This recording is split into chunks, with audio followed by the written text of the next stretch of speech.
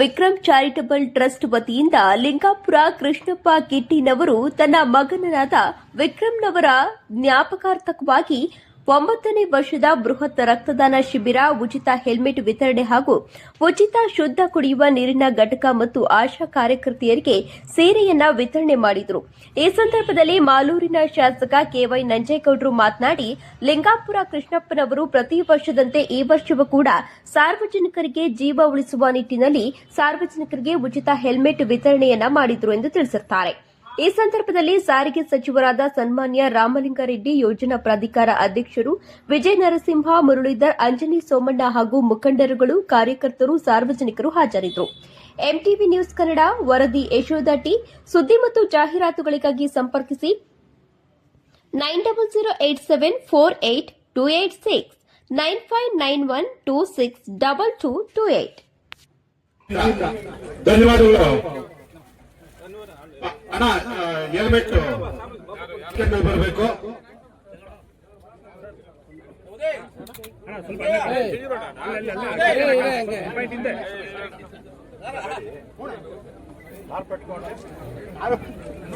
ಸುಧಾ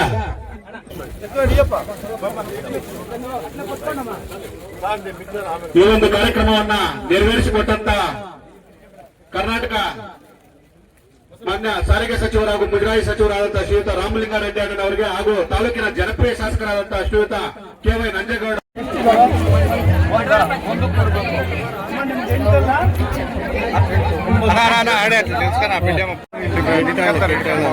ಇಲ್ಲ ಅವರು ಮಾತಾಡ್ತಾರೆ.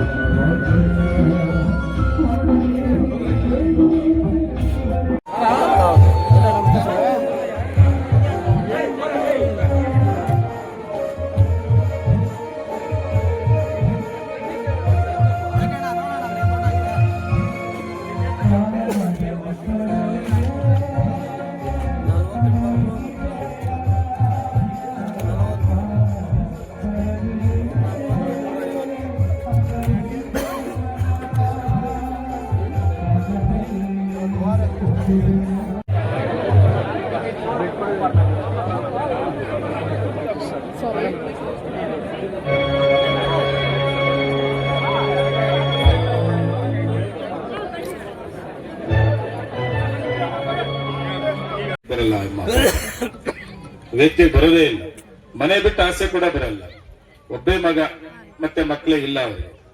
ಆದ್ರೂ ಸಹಿತ ಇಂಥ ಒಂದು ಕಾರ್ಯಕ್ರಮ ಅವನ ಜ್ಞಾಪಕಕ್ಕಾಗಿ ಇಂಥ ಒಂದು ಕಾರ್ಯಕ್ರಮ ಮುಂದುವರ್ಸ್ಕೊಂಡು ಬರ್ತಾ ಇದ್ದಾನೆ. ಅದೇ ರೀತಿ ಈ ವರ್ಷ 9ನೇ ವರ್ಷ ಕಾರ್ಯಕ್ರಮ ಮಾಡಬೇಕು. ನಾನು ಬೆಳಗಾಮಲ್ಲಿ ಅಧಿವೇಶನದಲ್ಲಿ ಬಂದ ಅಣ್ಣ ರಾಮಲಿಂಗಾರೆಡ್ಡಿ ಅವರನ್ನು ಕರ್ಸ್ಬೇಕಣ್ಣ ಅಂತಂದ. ನನಗೆ ರಾಮಲಿಂಗಾರೆಡ್ಡಿ ಅವ್ರನ್ನ ಕರ್ಸೋದು ತುಂಬಾ ಈಸಿ. ನನಗೆ ಬೇರೆ ಮಂತ್ರಿಗಳ ಹತ್ರ ಹೋಗ್ಬೇಕಾದ್ರೂ ಟೈಮ್ ತಗೊಬೇಕು, ಮಾತಾಡ್ಬೇಕು, ಸ್ಟ್ಯಾಂಡರ್ಡ್ ಆಗಿ ಹೋಗ್ಬೇಕು. ನಾವು ಅವರು ಸ್ಟ್ಯಾಂಡರ್ಡ್ ನಾವು ಸ್ಟ್ಯಾಂಡರ್ಡ್ ಆಗಿ ಹೋಗ್ಬೇಕು. ಸಿಗ್ತಾರೋ ಬಿಡ್ತಾರೋ. ಆದ್ರೆ ರಾಮಲಿಂಗಾರೆಡ್ಡಿ ಅನ್ನೋ ತಕ್ಕ ಹೋದ್ರೆ ಸ್ಟ್ಯಾಂಡರ್ಡು ಇಲ್ಲ, ಸಿಕ್ಕಲ್ಲ ಅಂತನೂ ಇಲ್ಲ. ಯಾರನ್ನ ಫೋನ್ ಮಾಡ್ಲಿ, ಎಷ್ಟೊತ್ತಂಗನ ಫೋನ್ ಮಾಡ್ಲಿ, ಏನಪ್ಪ ನಂಜೇಗೌಡ ಅಂತಾರೆ. ಅಂತ ಒಬ್ಬ ಮಂತ್ರಿಗಳನ್ನ, ನಾಯಕರನ್ನ ನಮ್ಮ ಕಾಂಗ್ರೆಸ್ ಪಾರ್ಟಿ ಪಡೆದಿರೋದೇ ಒಂದು ಪುಣ್ಯ. ನಾನು ಅದಕ್ಕೆ ಖುಷಿಯಾಗಿ ಕಿತ್ತಿಯವರು ಕೇಳಿದ ತಕ್ಷಣ ಮಾತನ್ನ ಬಾರ ಕರ್ಕೊಂಡ್ಬರ್ತೀನಿ ಅಂತೇಳಿ ಒಂದು ಮಾತನ್ನ ಕೇಳಿದಣ. ಈ ತರ ಒಂದು ಕಾರ್ಯಕ್ರಮವನ್ನ ವರ್ಷ ಮಾಡ್ಕೊಂಡ್ ಬರ್ತಾವನೆ, ನೀವು ಕೂಡ ಈ ಕಾರ್ಯಕ್ರಮ ಭಾಗವಹಿಸಬೇಕು ಅಂತ ಆಸೆ ಪಟ್ಟವನ ಅಂದ್ರೆ, ಇಲ್ಲ ನಾನು ಬರ್ತೀನಿ ನಂಜೇಗೌಡ್ರೆ, ಒಳ್ಳೆ ಕಾರ್ಯಕ್ರಮ ಅಂತಂದ್ರು. ಸುಮಾರು ಕಾರ್ಯಕ್ರಮ ಇದೆ ಅವ್ರಿಗೆ. ಈಗ ಇಲ್ಲಿಂದ ಹೊರಟ್ರೆ ಒಂದು ಅರ್ಜೆಂಟ್ ಹೋಗ್ಬೇಕು, ಇನ್ನೊಂದು ಕಾರ್ಯಕ್ರಮದಲ್ಲಿ ಮುಗಿಸ್ಕೊಂಡು ಕ್ಯಾಬಿನೆಟ್ ಇದೆ, ಬರ್ಲೇಬೇಕು ಅನ್ನೋದಕ್ಕೆ ಅವ್ರು ಬಂದಿದ್ದಾರೆ. ಬರಬೇಕಾದ್ರೆ ನನ್ನ ತೊನ್ನೆಲ್ಲಿ ಜಾತ್ರೆ ಕೂಡ ತೋರಿಸ್ಕೊಂಡ್ ಬಂದ್ಬಿಟ್ಟೆ. ತೊನ್ನೆಲ್ಲಿ ರೋಡ್ ತರಿಸ್ಬಿಟ್ಟು ನಾನು ಲೊಕೇಶನ್ ಈ ರೋಡ್ ಕೊಟ್ಬಿಟ್ಟೆ. ಸಿಕ್ನಳ್ಳಿ ಮೇಲೆ, ತೊನ್ನೆಳ್ಳಿ ಮೇಲೆ, ಮಾಲೂರು, ಅಲ್ಲಿ ಮತ್ತೆ ಒಂದು ಇಒ ಆಫೀಸು, ಅಲ್ಲಿ ದೇವಸ್ಥಾನದ ಇಒ ಆಫೀಸ್ ಕೂಡ ಉದ್ಘಾಟನೆ ಮಾಡಿಸ್ಬಿಟ್ಟೆ. ಅದ್ರ ಜೊತೆಗೆ ಏನೋ ತೊನ್ನೆಳ್ಳಿ ಜಮೀನಿದೆ, 50 ಎಕರೆ ಜಮೀನಿದೆ. ಆ ದೇವಸ್ಥಾನದ ಹೆಸರಲ್ಲಿ 5 ಎಕರೆ ಇದೆ, ಉಳಿಕೆ 50 ಎಕರೆ ಜಾಗ ಇದೆ. ತಹಸೀಲ್ದಾರಿಗೆ ಅರ್ಜೆಂಟ್ ನೀವು ಸರ್ವೆ ಮಾಡಿ ಒಂದು ಬೌಂಡ್ರಿ ಫಿಕ್ಸ್ ಮಾಡಮ್ಮ, ಟೋಟಲ್ ಕಾಂಪೌಂಡ್ ಗೆ ದೇವಸ್ಥಾನ ಅಭಿವೃದ್ಧಿಗೆ ದುಡ್ಡು ಕೂಡ ಕೊಡ್ತೀನಿ ಅಂತ ಹೇಳಿ ಹೇಳಿಸ್ಬಿಟ್ಟೆ. ಹೌದಾ, ಇದೇ ನಮಗ್ ಪ್ಲಾನ್. ಇಲ್ಲ ಸಕ್ಸಸ್ ಆಗ್ತಾ ಇರಲಿಲ್ಲ, ಇಲ್ಲ ಅಂದ್ರೆ ಮಾಲೂರು ತಾಲೂಕ್ ಬಸ್ ಸ್ಟಾಂಡ್ ಬರ್ತಾ ಇರ್ಲಿಲ್ಲ. 21 ಕೋಟಿಯಲ್ಲಿ 45 ಕೋಟಿಯಲ್ಲಿ ಹಾಸ್ಪಿಟ್ಲ್ ಬರ್ತಾ ಇರ್ಲಿಲ್ಲ, 45 ಕೋಟಿಯಲ್ಲಿ ನಮ್ಮ ಕೆರೆ ಕೂಡ ಬರ್ತಾ ಇರ್ಲಿಲ್ಲ, ಮತ್ತೆ 3.5 ಕಿಲೋಮೀಟರ್ ಫ್ಲೇವರು ಬರ್ತಾ ಇರ್ಲಿಲ್ಲ, 4 ಲೈನ್ ಬರ್ತಾ ಇರ್ಲಿಲ್ಲ, ಮತ್ತೆ ರಥಬೀದಿ ಚಿಕ್ಕ ತಿರುಪತಿನಲ್ಲಿ ಅನ್ನನೇ ಕರ್ಕೊಂಡ್ಬಂದು ಗುದ್ಲಿ ಪೂಜೆ ಮಾಡ್ಬಿಟ್ಟು ರಥಬೀದಿ ಕೂಡ ಆಗ್ತಾ ಇರ್ಲಿಲ್ಲ. ನಾವ್ ಹಿಂಗೆ ಏನಾದ್ರು ತಾಲೂಕಲ್ಲಿ ಆಗ್ಬೇಕಂದ್ರೆ ಎಲ್ಲಿ ಆಗ್ತದೆ ಅಂತ ಹುಡ್ಕೊಂತೀನಿ ನಾನು. ಆದ ಕಡೆ ಹೋಗಲ್ಲ, ಆಗ ಕಡೆ ಬಿಡಲ್ಲ, ಏನೋ ನೈಸ್ ಮಾಡಿ ಗೌರವವಾಗಿ ತಗೊಂಡ್ಬಿಡೋದು ಅಂತಾವು. ಇವತ್ತು ಅಣ್ಣನ ಕಾರ್ಯಕ್ರಮ ಇಷ್ಟೆಲ್ಲ ಕಾರ್ಯಕ್ರಮ ಅಟೆಂಡ್, ಸುಮಾರು ಕಾರ್ಯಕ್ರಮ ಆಯ್ತು ಮಾಲೂರಲ್ಲಿ. ತೊನ್ನೆಲ್ಲ ಮುಗಿಸ್ಕೊಂಡು ಇಲ್ಲಿ ಬರ್ಬೇಕಾದ್ರೆ ರಾಜನಗರಕ್ಕೆ ಟಿಪಿನಲ್ಲಿ ಇಲ್ಲ, ನಮ್ಮ ಜಾಕಿವಾಡಿ ಅಲ್ಲಿ ಕೂಡ ಒಂದು 6 ಪ್ಲೇಟ್ ಉದ್ಘಾಟನೆ ಮಾಡಿಸ್ತಾರೆ. ಆಮೇಲೆ ಅಲ್ಲಿಂದ ಲಿಂಗಾಪುರ 6 ಪ್ಲೇಟ್ ಉದ್ಘಾಟನೆ ಅವ್ರ ಟಿಪಿನಲ್ಲಿ ಇಲ್ಲ, ಅದು ಕೂಡ ಉದ್ಘಾಟನೆ ಮಾಡಿಸ್ತಾರೆ. ಮತ್ತೆ ಇವತ್ತು ಈ ಕಾರ್ಯಕ್ರಮ ಕೂಡ ಕಾರ್ಯಕ್ರಮ ಮಾಡಿದ್ದೀನಿ ಅಂತ ಒಬ್ಬ ನಾಯಕರು ವಿಶೇಷವಾಗಿ ಕಾರ್ಯಕ್ರಮದ ಭಾಗವಹಿಸಿದ್ದು ನಮ್ಮೆಲ್ಲರ ಅದೃಷ್ಟ. ಇನ್ನು ಆದಷ್ಟು ಬೇಗನೆ ಇನ್ನೊಂದೆಲ್ಲ 1 ತಿಂಗಳ ಒಳಗಡೆ ಮುಖ್ಯಮಂತ್ರಿ ಡೇಟ್ ಕೊಡ್ತಾರೆ. ಆ ಡೇಟ್ ಅಲ್ಲಿ ಅವ್ರು ಬರಲೇಬೇಕು. ಅವ್ರದೇ ಬಸ್ ಸ್ಟ್ಯಾಂಡ್ 21.5 ಕೋಟಿ, 2,500 ಕೋಟಿ ಮಾಲೂರು ತಾಲೂಕಿಗೆ ಟೋಟಲ್. ಅವ್ರಿಗೆ ಹೇಳಿದಂಗೆ ಏನೇನು ಪ್ರೋಗ್ರಾಮ್ಸ್ ಇತ್ತು 2,500 ಕೋಟಿನ ಗುದ್ದಲಿ ಪೂಜೆ ಮತ್ತು ಸುಮಾರು ಉದ್ಘಾಟನೆ ಕಾರ್ಯಕ್ರಮದಲ್ಲಿ ಕೂಡ ಬಂದು ಭಾಗವಹಿಸ್ತಾರೆ. ಅಂತ ದೊಡ್ಡ ದೊಡ್ಡ ಕಾರ್ಯಕ್ರಮ ಬರೋದೇ ಬೇರೆ, ಆದ್ರೆ ಇದೊಂದು ಸಾಮಾನ್ಯದ ಒಂದು ಕಾರ್ಯಕ್ರಮ, ಅದ್ರಲ್ಲಿ ಕೂಡ ಭಾಗವಹಿಸೋದು ತುಂಬಾ ದೊಡ್ಡ ಸ್ಥಿತಿ ಇರಬೇಕು, ದೊಡ್ಡ ತರ ಇರಬೇಕು ಅಂತ ಒಬ್ಬ ನಾಯಕರು ನಮ್ಮ ರಾಮಲಿಂಗಾರೆಡ್ಡಿಯವರು ಅವರು ಕೂಡ ಈ ಕಾರ್ಯಕ್ರಮ ಭಾಗವಹಿಸಿದ್ದಾರೆ. ಅವರ ಆಶೀರ್ವಾದ ಕೂಡ ಕಿತ್ತಿ ಮತ್ತೆ ಅವರ ಶ್ರೀಮತಿ ಅವರಿಗೆ ಇರ್ತದೆ. ಮತ್ತೆ ನಾವೆಲ್ಲರೂ ಕೂಡ ಅಷ್ಟೇ, ಅವ್ನು ಇಷ್ಟೆಲ್ಲ ಕೆಲಸ ಮಾಡ್ಕೊಂಡು ಹೋಗ್ತಾನೆ, ನಾವು ಕೂಡ ಅವನಿಗೆ ಧೈರ್ಯ ತುಂಬಂತ ಕೆಲಸ ನಾವು ಕೂಡ ತಾಲೂಕಲ್ಲಿ ಎಲ್ಲರೂ ಕೂಡ ಮಾಡ್ತಾ ಇದೀವಿ.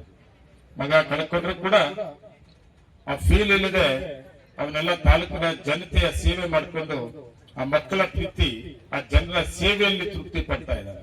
ನಾನು ನೋಡ್ತಾ ಇದ್ದೀನಿ, ಸುಮಾರು ಕಾರ್ಯಕ್ರಮ ನೋಡ್ತೀನಿ, ದಾನ ಧರ್ಮ ಮಾಡೋದು ಕೂಡ ನೋಡ್ತೀನಿ. ಮನುಷ್ಯನಿಗೆ ದುಡ್ಡು ಸಂಪಾದನೆ ಮಾಡೋದು ಆಸೆ ಇರ್ತದೆ, ದುಡ್ಡು ಸಂಪಾದನೆ ಕೂಡ ಮಾಡ್ತಾರೆ.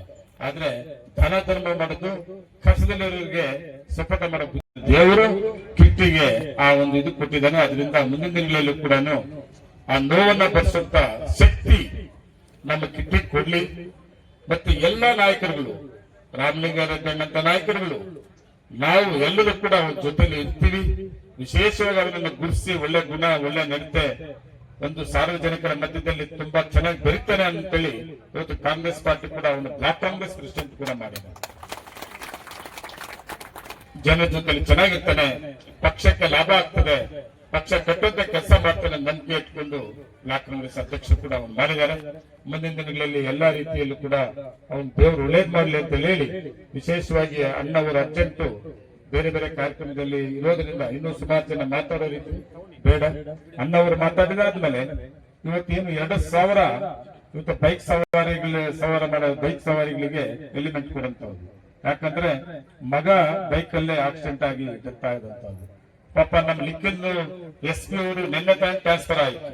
ಅವ್ರದೇ ಈ ಕಾರ್ಯಕ್ರಮ ಫಸ್ಟ್ ಜಿಲ್ಲೆಯಲ್ಲಿ ಒಂದು ಆಂದೋಲನ ಮಾಡಕೊಂಡ್ರು.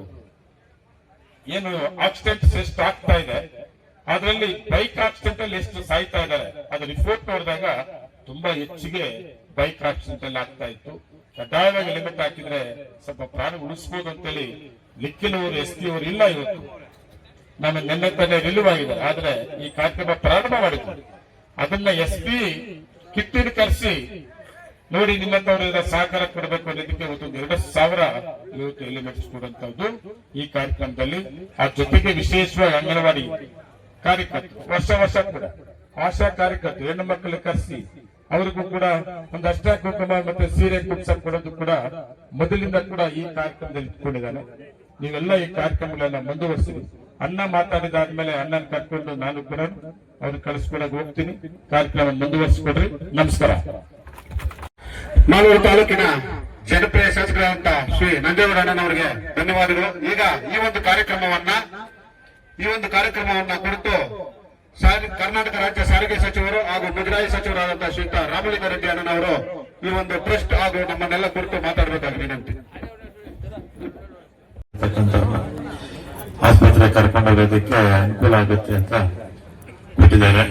ಇವತ್ತು ಕೂಡ ಹೆಲ್ಮೆಟ್, ಇವತ್ತು ನಮ್ಮ ರಾಜ್ಯದಲ್ಲಿ ಪ್ರತಿ ವರ್ಷ 12,000 ಜನ ನಮ್ಮಲ್ಲಿ ಸಾಯ್ತಾರೆ ಆಕ್ಸಿಡೆಂಟ್ಗಳಿಂದ. ನಮ್ಮ ದೇಶದಲ್ಲಿ 1.25 ಲಕ್ಷ ಜನ ಪ್ರತಿ ವರ್ಷ ಸಾಯ್ತಾರೆ ಆಕ್ಸಿಡೆಂಟ್ಗಳಿಂದ. ಸತ್ತವರದು ಸಂಖ್ಯೆ ಈಗ ಹೇಳಿದ್ದೀನಿ. ಮತ್ತೆ ಆಕ್ಸಿಡೆಂಟ್ ಆಗಿ ಕೈ ಕಾಲು ಮುರ್ಕೊಳ್ಳೋದು, ತಲೆಗೆ ಬಿದ್ದು, ಮತ್ತೆ ಬೇರೆ ಬೇರೆ ಅಂಗಗಳಿಗೂ ಆಗೋದು, ಅದು 7ರಷ್ಟು ಇರುತ್ತೆ. ಅಂದ್ರೆ 12,000 ಜನ ಪ್ರತಿ ವರ್ಷ ಸಾಯ್ತಾರೆ ಅಂದ್ರೆ ಆ ಕುಟುಂಬದ ಒಬ್ಬ ಮುಖ್ಯಸ್ಥ ಕಳ್ಕೊಂಡ್ರೆ ಕುಟುಂಬಕ್ಕೆ ನಷ್ಟ ಆಗುತ್ತೆ. ಅದೇ ರೀತಿ ದೇಶದಲ್ಲೂ ಅಷ್ಟೇ 1.25 ಲಕ್ಷ ಜನ ಸತ್ತೋಗ್ತಾರೆ ಆಕ್ಸಿಡೆಂಟ್ಗಳಿಂದ.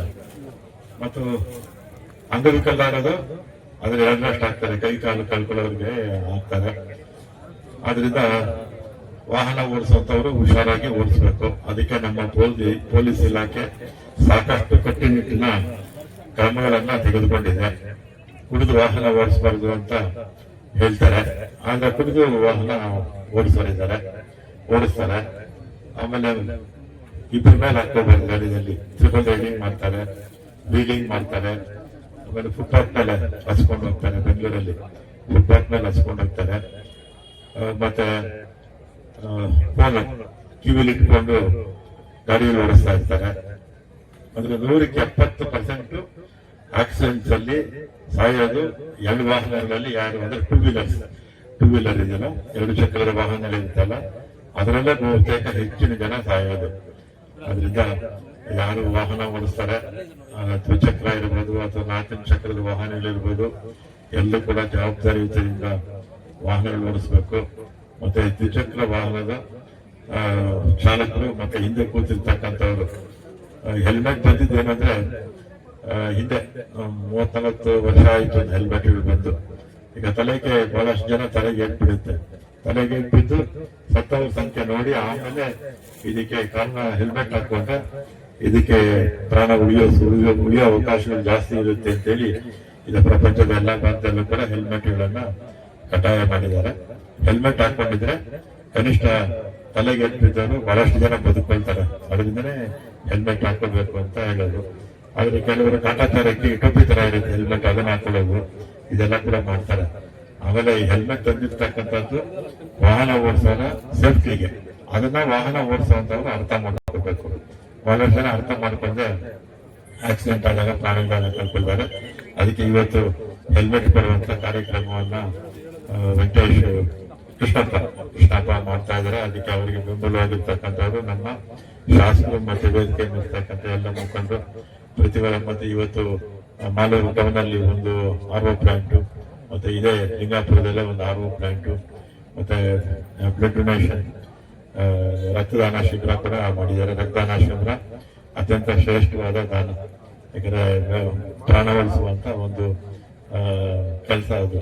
ಅದರಿಂದ ರಕ್ತದಾನ ಶಿಬಿರ ಕೂಡ ಮಾಡಿದ್ದು ಬಹಳ ಒಳ್ಳೆಯದು ಅಂತ ನಾನು ಈ ಸಂದರ್ಭದಲ್ಲಿ ಹೇಳಿ, ರಕ್ತದಾನ ಮಾಡಿದಂಥವ್ರು ಎಲ್ಲರಿಗೂ ಕೂಡ ನಾನು ಈ ಸಂದರ್ಭದಲ್ಲಿ ಅಭಿನಂದನೆ ಸಲ್ಲಿಸಿ, ವರ್ಷಕ್ಕೆ ಒಂದ್ಸಲಿ ಆರೋಗ್ಯವಾಗಿರ್ತಕ್ಕಂಥವ್ರು ರಕ್ತ ಕೊಟ್ರೆ ಏನೂ ಆಗೋದಿಲ್ಲ. ಬಹಳಷ್ಟು ಜನ ತಪ್ಪು ತಿಳ್ಕೊಳ್ತಾರೆ, ರಕ್ತ ಕೊಟ್ರೆ ನಾವು ವೀಕ್ ಆಗ್ತೀವಿ ಅಂತ. ರಕ್ತ ದೇಹದಲ್ಲಿ ಉತ್ಪಾದನೆ ಆಗ್ತಾ ಇರುತ್ತೆ. ವರ್ಷಕ್ಕೊಂದ್ಸಲಿ ರಕ್ತ ಕೊಟ್ರೆ ಒಳ್ಳೇದು. ಬೇರೆ ಪ್ರಾಣ ಉಳಿಯುತ್ತೆ, ನಮಗೂ ಯಾವುದೇ ಸಮಸ್ಯೆಗಳು ಇರೋದಿಲ್ಲ ಅಂತ ಹೇಳಿ. ಅದೇ ರೀತಿ ಗೌರಿ ಬಂದಾಗ ಒಂದು ಜಾತ್ರೆ ಕರ್ಕೊಂಡೋದ್ರು. ಅಲ್ಲಿ ಸುತ್ತಮುತ್ತಲ ದೇವಸ್ಥಾನದ ಜಾಗವನ್ನ ಕೆಲವರು ಅತಿಕ್ರಮ ಮಾಡ್ಕೊಂಡಿದ್ರು. ಅದನ್ನ ಅತಿಕ್ರಮಣವನ್ನ ತಹಸೀಲ್ದಾರ್ ಅದನ್ನ ನಂಜೇಗೌಡರು ಮಾರ್ಗದರ್ಶನದಲ್ಲಿ ತೆಗೆಸಿದ್ದಾರೆ.